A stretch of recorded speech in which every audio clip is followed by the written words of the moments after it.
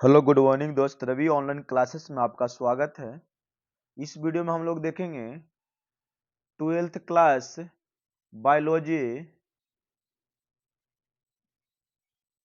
12th biology का important question chapter wise जो परीक्षा में आने की 100% में गारंटी लेता हूं, क्योंकि हार्ड लेवल इसमें ऑब्जेक्टिव कलेक्ट किया गया है। दोस्तों, पहला क्वेश्चन है, आम के फल में खाने वाला भाग कौन सा है? तो आम के खाने वाला भाग जो होता है मध्य फल भित्ति होता है। कौन सा होता है? मध्य फल भित्ति होता है। अब आती है कि बाह्य फल भित्ति किसे खाया जाता है? बाह्य फल भित्ति किसे खाया जाता है?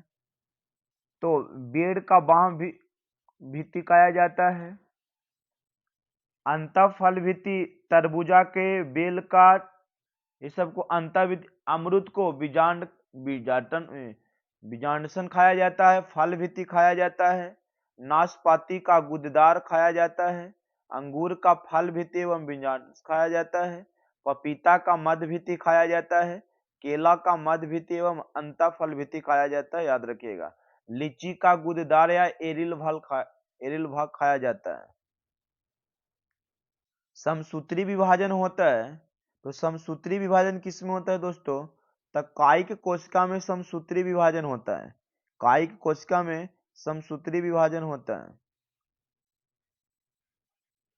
बिना निषेचन के फल बनाने की प्रक्रिया को क्या कहते हैं? तो बिना निषेचन के फल बनाने की प्रक्रिया को पार्थेनोकार्पिक कहा जाता है। इनमें से किसमें आंतरिक निषेचन नहीं होता है? तो पक्षी में आंतरिक निषेचन होता है। स्तनपायी में आंतरिक निषेचन होता है, लेकिन मेढक में आंतरिक निषेचन नहीं होता है। द्विखंडन एक प्रकार का है, तो द्विखंडन एक प्रकार का अलैंगिक जनन का उदाहरण होता है। इनमें से पूरे जीवन में एक ही बार पुष्पित होने वाला कौन सा है? तो बाष्प। बाष्प पूरे जीवन काल में एक ही बार पुष्प प्रदान करता है। मुकुलन द्वारा जनन किसमें होता है? तो मुकुलन द्वारा जनन ईस्ट में होता है। किसमें होता है? ईस्ट में। इनमें द्विखंडन किसमें पाया जाता है? तो द्विखंडन अमीबा में होता है। किसमें होता है? अमीबा में। लीची के खाने वाला भाग क्या कहलाता है? तो लीची के खाने वाला भाग को बीज चोल कहते हैं या एरिल कहा जाता है। क्या कहा जाता है? बीज चोल या एरिल। बिना निषेचन के फल निर्माण को क्या कहते हैं? तो जो बिना निषेचन के फल निर्माण होता है उसे अनिषेक जनन कहा जाता है। बिना निषेचन के जो फल निर्माण होता है उसे अनिषेक जनन कहा जाता है। ईख में ग्राफ्टिंग नहीं हो सकता है, क्योंकि वैस्कुलर बंडल्स बिखरे होते हैं, यही कार्य उसमें ग्राफ्टिंग नहीं हो सकता है। तो क्या हो जाएगा? Option number A. कुकुर का संभावित जीवन काल कितना होता है? तो कुकुर का संभावित जीवन काल जो होता है 20 वर्ष होता है। कितना होता है? 20 वर्ष होता है। रात में खिलने वाले पुष्प साधारण क्या होते हैं? तो छोटे होते हैं। रात में खिलने वाले पुष्प क्या होते हैं? साधारण छोटे होते हैं। उभयलिंगी प्राणी कौन सा है दोस्तों? तो केचुआ उभयलिंगी प्राणी है। केचुआ क्या है? उभयलिंगी प्राणी। जन्म से लेकर प्राकृतिक मृत्यु के बीच की अवस्था को क्या कहते हैं? तो जन्म से लेकर प्राकृतिक मृत्यु के बीच की अवस्था को जीवन काल कहा जाता है या जीवन अवधि कहा जाता है।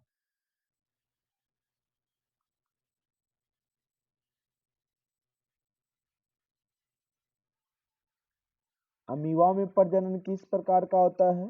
तो अमीबा में प्रजनन होता है द्विखंडन द्वारा। किसके द्वारा? द्विखंडन द्वारा। पेनिसिलियन में प्रजनन किसके द्वारा होता है? तो पेनिसिलियन में प्रजनन होता है कोनिडिया द्वारा। किसके द्वारा? कोनिडिया द्वारा। मासिक चक्र किसमें होता है? तो मासिक चक्र मानव में, बंदर में, कपि में, इनमें सभी में हो जाएंगे।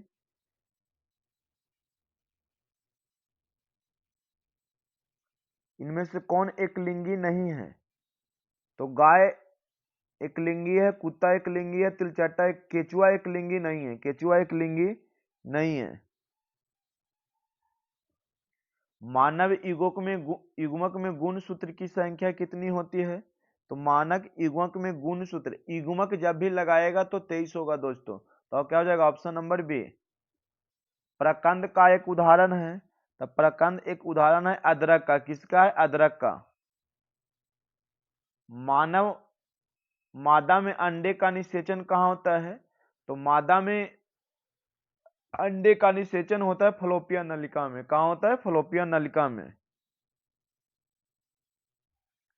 मानव नर में शुक्राणु भंडारण किस जनन अंग में होता है? तो 23 को हो जाएगा एपिडीमियस में, एपिडीमियस में। वह प्रक्रिया जिसके द्वारा नर युग्मक एवं मादा युग्मक बनते हैं क्या कहलाते हैं? तो उसे युग्मक जनन कहा जाता है। क्या कहा जाता है? युग्मक जनन। पौधों में अर्धसूत्री विभाजन किसमें होता है? तो पौधों में अर्धसूत्री विभाजन होता है परागकोश में। किसके होता है? परागकोश। देखिए, अगर इन लोग के शॉर्ट क्वेश्चन आपको चाहिए दोस्तों, तो आप मेरे मोबाइल पे या टेलीग्राम पे मैसेज कीजिएगा, आपको मिल जाएगा सब शॉर्ट क्वेश्चन। पार्ट 2 है इस पुष्पी पादों में लैंगिक प्रजनन। तो पुष्पी पादों में लैंगिक प्रजनन पहला क्वेश्चन है, स्त्री जग दल चक्र बना होता है। तो स्टिग्मा से, स्टाइल से, ओवरी से। तो उपयुक्त सही हो जाएगा। क्या हो जाएगा? सभी। पादपों में उभय स्थानीय किससे संबंधित है? पादपों में उभय स्थानीय किससे संबंधित है? तो ब्रोफाइटस से संबंधित है। पादपों में उभय स्थानीय किससे संबंधित है? तो ब्रोफाइटस से संबंधित है। भ्रूण पोष वाले बीज को क्या कहा जाता है? तो भ्रूण पोष वाले बीज को एंडोस्पर्मिक कहा जाता है। क्या कहा जाता है? एंडोस्पर्मिक कहा जाता है। निम्नांकित में कौन जलीय जंगली घास है? तो जलकुंभी जो है जलीय जंगली घास है। वायु परागन किसमें नहीं होता है? तो वायु परागन सैलबिया में वायु परागन नहीं होता है, बल्कि मक्का में, घास में, गेहूं में वायु परागन होता है। वायु परागन के एनोफिली कहा जाता है। निम्नांकित में किस पौधे में स्वयं परागन होता है? तो स्वयं परागन होते हैं द्विलिंगी पौधे में स्वयं परागन होते हैं। एकलिंगी पौधों में पर परागन होते हैं, याद रखिएगा। अगुणित भ्रूणपोष निम्नांकित में किसकी विशेषता है? तो अनावृत बीजी का। अगुणित भ्रूणपोष निम्नलिखित में किसकी विशेषता है? तो अनावृत बीजी का। क्वेश्चन नंबर 8 देखिएगा, इनमें से कौन कायिक प्रवर्धक नहीं है? तो इसमें से कायिक प्रवर्धक चल बीजाणु हो जाएगा, जो कायिक प्रवर्धक नहीं, जबकि प्रकंद, शाखा और चूसक जो होता है कायिक प्रवर्धक का उदाहरण है। इनमें से कौन सा फल कूट फल है? तो सेब को कूट फल कहा जाता है। भ्रूण पोष का क्या कार्य होता है दोस्तों? तो भ्रूण पोष जो होता है भ्रूण को पोषण देता है। भ्रूण पोष का कार्य क्या है? तो भ्रूण को पोषण देता है। निम्नांकित में किस पौधे के प्रजातियों में बीज उत्पादन असंगत जनन द्वारा होता है? तो एस्ट्रिया एवं घास में। भ्रूण पोष क्या है? द्विगुणित होता है, अगुणित होता है, त्रिगुणित होता है। तो भ्रूण कोष जो होता है त्रिगुणित होता है दोस्तों। बीज चोल का निर्माण किसमें होता है? तो बीज चोल का निर्माण पेरिकार्प से होता है। किससे होता है? पेरिकार्प से।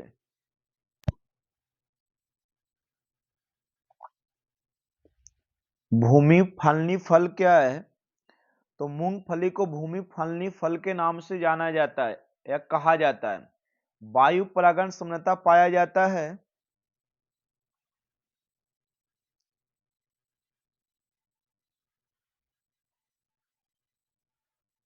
तो वायु परागण समृद्धता किसमें पाया जाता है दोस्तों? तो घासों में वायु परागण होता है। निम्न में से किसमें जल द्वारा परागण होता है? तो हाइड्रिला में हो जाएगा, जल परागण हो जाएगा। कमल में जल परागन नहीं होगा, तो 16 का क्या हो जाएगा? हाइड्रिल्ला में जल परागन होता है।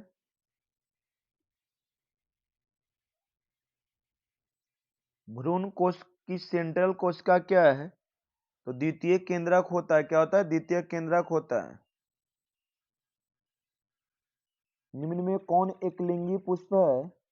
तो पपीता एक लिंगी पुष्प है। पपीता क्या है? एक लिंगी पुष्प है। किस फल का बीज चोल खाया जाता है? तो बीज चोल खाया जाता है लीची का, जायफल का, शरीफा का, इनमें से सभी हो जाएगा। परागन मुख्यतः होते हैं, तो परागन मुख्यतः नर युग्मक होते हैं। क्या होता है? नर युग्मक होते हैं। पराग भित्ति होते हैं, तो पराग भित्ति में कितने स्तर होते हैं? तो द्विस्तरीय होते हैं। पराग भित्ति कैसे, कितने स्तर होते हैं? तो 2 स्तर होते हैं। परागकण को कहते हैं, तो परागकण को कहा जाता है एलर्जी कारक भी कहा जाता है। वायु परागित पुष्पनता होते हैं रंगहीन, आकर्षक, छोटे। तो क्या हो जाएगा दोस्तों? तो रंगहीन होते हैं और छोटे होते हैं। ऑप्शन नंबर क्या हो जाएगा? डी। एनीमोफिली नामक परागन किसके द्वारा होता है?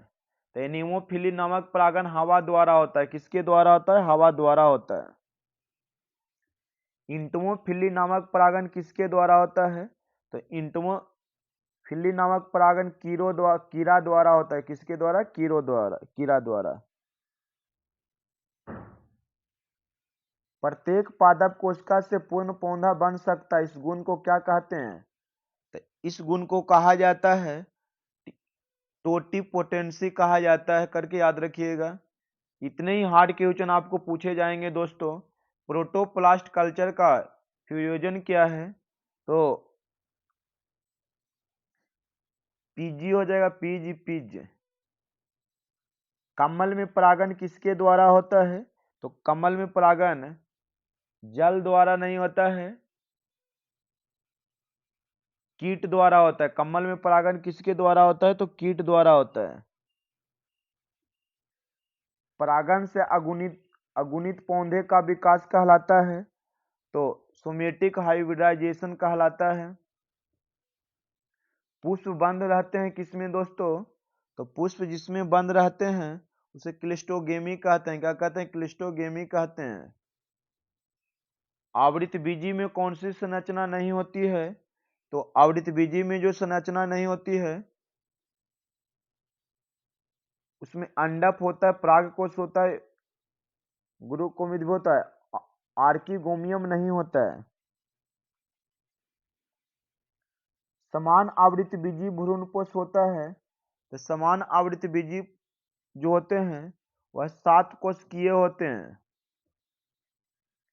बीजांड के वृत्त को कहते हैं, तो बीजांड के वृत्त को कहा जाता है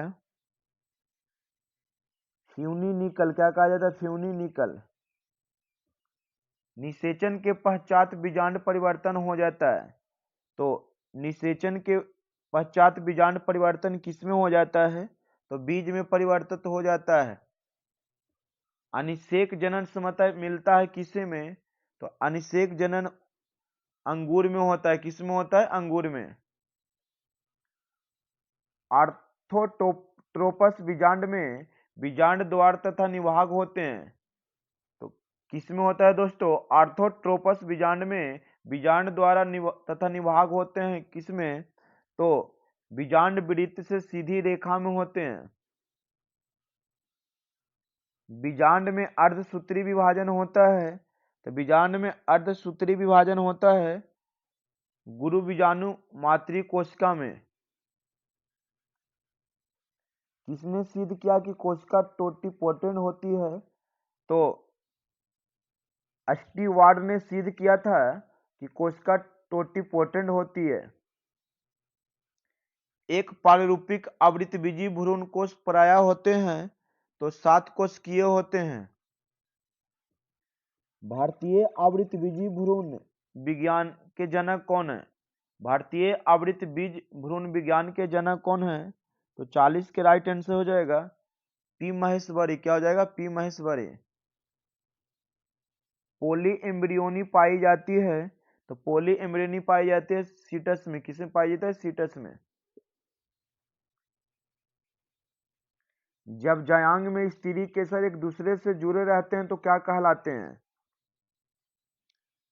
तो जब जायांग में स्त्री एक दूसरे से जुड़े रहते हैं तो युक्त डंपी कहलाते हैं, युक्ता डंपी कहलाते हैं। अनावृत बीजों में द्विनिषेचन की खोज किसने किए थे? तो द्विनिषेचन की खोज नवास्चिन ने किए थे। किसने किए थे? नवास्चिन ने किए थे। घोंघे द्वारा परागण क्या कहलाता है? तो घोंघे द्वारा परागण को मेलकोफिली कहा जाता है। निषेचन की खोज किसने किए थे? तो निषेचन की खोज स्ट्रॉसबर्गर ने किए थे। किसने किए थे? स्ट्रॉसबर्गर ने।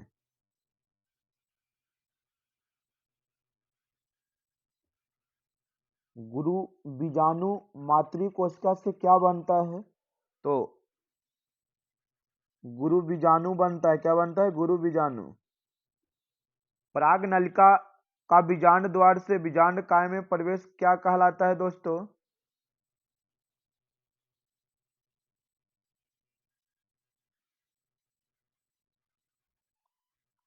तो पोरोगेमी कहलाता है, याद रखिएगा। अगर इसका आपको ऑब्जेक्टिव लेना है तो आप मैसेज कीजिएगा 730188 पे। आपको फ्री ऑफ कॉस्ट मिल जाएगा, कोई पेमेंट नहीं लगेगा सर। पुष्पीय पौधों में नर युग्मक का निर्माण किसके विभाजन से होता है? तो जनन कोशिका से होता है। किसके द्वारा? जनन कोशिका से। पुष्पी पादों में लैंगिक जनन में निम्नलिखित में से कौन सा अंग भाग लेते हैं? तो फूल भाग लेते हैं। पुष्पी पादों में लैंगिक जनन में निम्नलिखित में से कौन सा अंग भाग लेते हैं? तो फूल भाग लेते हैं। एक पररूपी पुष्प में प्राय कितने प्रकार के पुष्प पत्र होते हैं? तो एक पररूपी पुष्प में कितने प्रकार के पुष्प पत्र होते हैं? तो 4 प्रकार के होते हैं। कितने प्रकार के होते हैं? 4 प्रकार के।